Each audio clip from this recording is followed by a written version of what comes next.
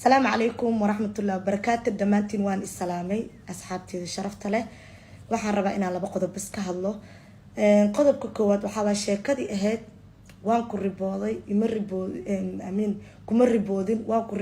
kuma riboodin horta isla xalay ayaan soo afjaray. maxay ahaaday qodobka koowaad oo raba inaan ka hadlaa waxay tahay hudaamuuna waxa arkaa iyadoo live intay soo gashay caytamayso caraatamayso iyo aflagaadeynayso. horta waxa rabtid dheh abaayo nin caytama afkiisu ku yaala ma fahamtid aniga ba awoodaas waan leeyahay afna ilaahay uu isii intaan live ku soo fadhiisto ama meel kale inta soo fadhiisto inaan ku caayo oo ku aflagaadeeyo taasina aniga ma sameeynayo because hadda inta meel soo fadhiisto ayada live inta soo gala anigana aan la caytamo la aflagaadeeyo oo waxay tahay sheego ani iyada isku level aan noqonayna taasina aniga waa ka soo horjeeda ma fahamtiin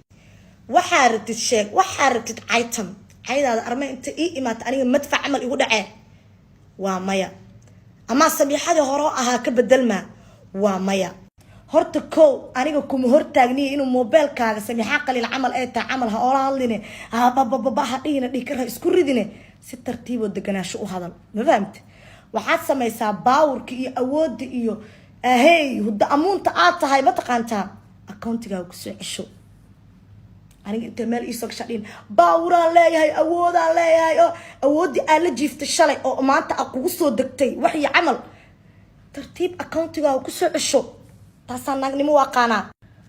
midda kalena hooyadeydan ay haysatiin faraha ka qaada hooyaday dhulay ku jirtaa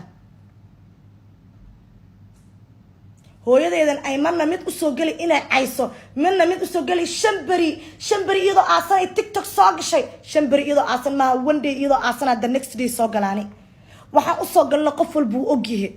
sababta u soo gal qof walba uu ogyahay inta soo fadhiistaan aniga hala iga bixi videoyadan hooyadeyda meelaha lagu wareejinaayo ay leedahay janna ma ogi meel kale hooyaha igeynin ka saar please anoo baryoto ma cala ooynaa soo galiyaani on day please hala iga saaro taasaan u soo galay hooyadayna iyadoo nool aniga TikTok lahaa haddana waan leeyahay sidii ay igu ogeed oo ahaaleena ahaanaya sister ani adi isku level manihin halkaas oo uga baxa qodobka koowaad jawaab dambana ma siinaayo jawaabna hadii la dhoo dadkayga u taagano u jawaabi doono ka gudub qodobka labaad waxa waa miswaal shalay adigoo waxba i wareysan numberkayga waa heli kartay i weydiin kartay ayaa igu soo degtay saarti i cayse u tiri naagtan hala riboodo saanay nagu sameeysa haddana waxa tiri aniga i cafi waa ku cafi raaliyan ka ahay accountigaagana Allah ku soo